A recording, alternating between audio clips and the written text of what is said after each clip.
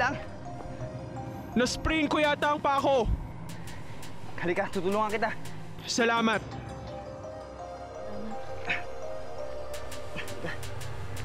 Yes! Nauna ako! Woo! Yes! Woo!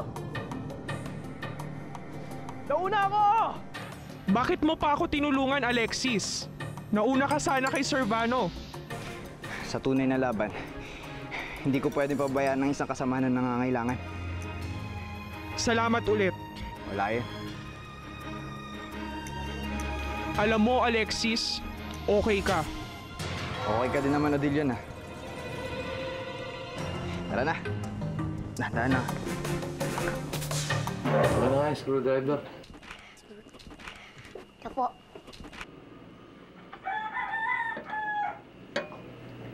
Ano po kailangan nyo? Sandali lang. Masyado ko namang apuradong assistant eh. Okay. Natin. Okay.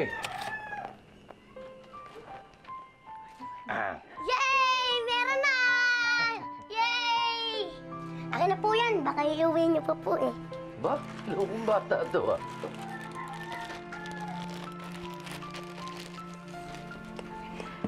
Ramiro, salamat ha. Anong gagawin ko kung wala ka dito? Kailanman di mo malalaman ang sagot sa tanong na yan dahil pinapangako ko sa'yo.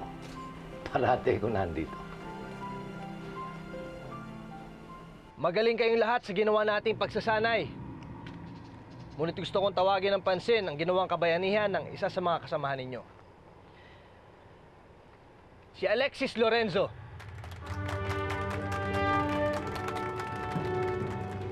Natuwa ako sa ginawa mong pagtulong kay Odilon. At pinakita mo sa amin lahat na taglay mo ang mga katangian ng isang magaling na pulis pangkalawakan.